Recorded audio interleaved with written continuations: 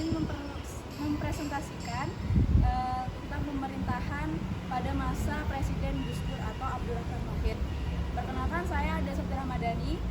Perkenalkan, nama saya Fitri Amanda Abi. Perkenalkan, nama saya Salma Amalia. Saya Aurelia Karisya Putri. Saya Muhammad Rizky Fadila. Saya Abdinata Taufikur Rahman. Jadi latar belakangnya, pada akhir kepemimpinan B.J. Habibie tahun 1994 sampai 1999, Indonesia mengalami transisi politik dan ekonomi. Jadi Habibie itu dia tuh membuka kebebasan politik, mengadakan pemilu 1999 dan memberi Timor Timur hak merdeka. Meski terpuruk akibat krisis Asia 1997 dengan inflasi tinggi dan pengangguran, kebijakan Habibie termasuk privatisasi dan bantuan IMF berhasil menurunkan inflasi serta menormalkan distribusi kebutuhan ekonomi. Lalu selanjutnya, setelah B.J. Habibie menyelesaikan tugasnya sebagai presiden, lalu dilanjutkan oleh Abdurrahman Wahid atau yang biasa dikenal dengan Gus Dur pada tanggal 20 Oktober 1999 sampai 23 Juli 2001. Pada masa Gus Dur ini dikeluarkan beberapa kebijakan penting. Yang pertama, membubarkan Departemen Penerangan untuk membebaskan kebebasan pers. Yang kedua, membubarkan Departemen Sosial karena dianggap sebagai sarang korupsi. Dan yang terakhir yaitu mengganti nama Irian Jaya menjadi Papua pada Desember 1999. Pada masa Gus Dur ini, kegiatan ekonomi itu mulai membaik dibandingkan era sebelumnya. Misalnya yaitu laju pertumbuhan PDB mulai positif dan laju pertumbuhan ekonomi hampir 5% membuat Indonesia menuju pemulihan perekonomian. Jadi pada masa pemerintahan Presiden Gus Dur ada hambatan dan tantangannya. Yang pertama di bidang hukum. Yang pertama itu pada masa itu masih masa pemulihan pasca krisis moneter yang menyebabkan pertumbuhan ekonominya lambat. Terus kebijakannya berubah-ubah yang membuat investor ragu untuk menanamkan modal. Kemudian masalah inflasi dan tingkat pengangguran yang tinggi. Kemudian di bidang politik dan pemerintahan, Presiden Gus Dur itu sering berselisih dengan DPR karena kebijakannya yang dianggap sepihak. Kemudian juga dengan TNI karena upayanya untuk mereformasi militer. Kemudian di bidang sosial, pada saat itu konflik di Aceh dan Papua semakin meningkat yang membuat stabilitas nasional terganggu.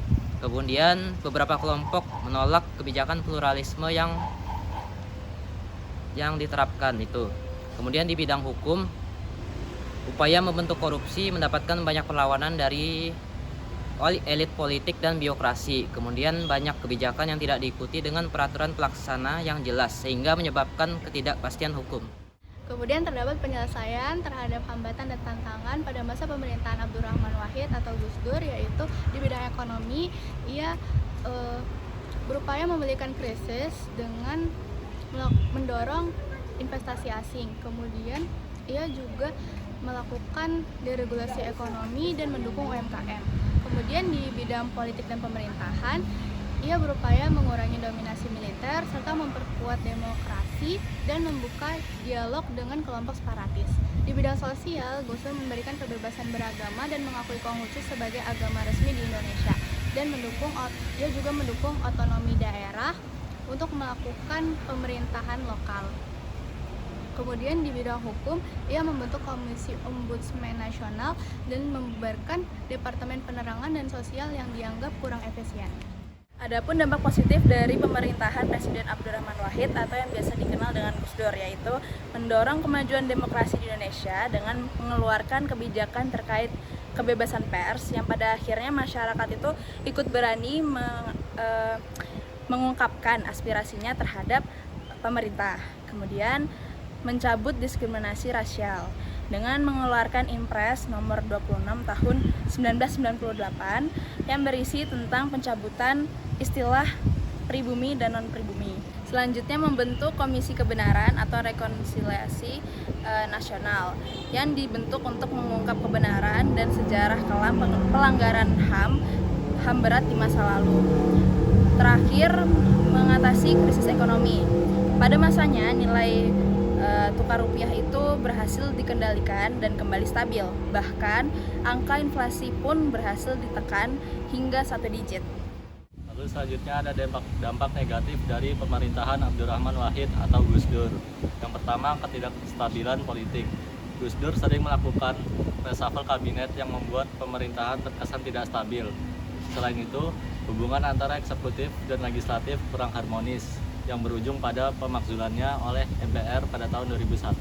Yang kedua, konflik dengan DPR dan partai politik.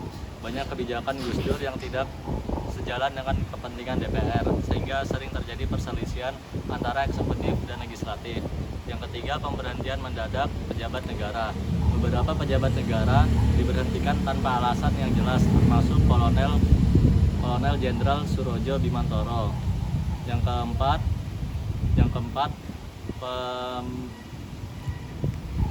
pembubaran departemen dan lembaga negara. Gus Dur membubarkan Departemen Penerangan dan Departemen Sosial. Yang kelima, kebijakan yang kontroversi. Beberapa kebijakan Gus Dur seperti rencana membuka hubungan diplomatik dengan Israel dan mendapat banyak penolakan dari berbagai kelompok.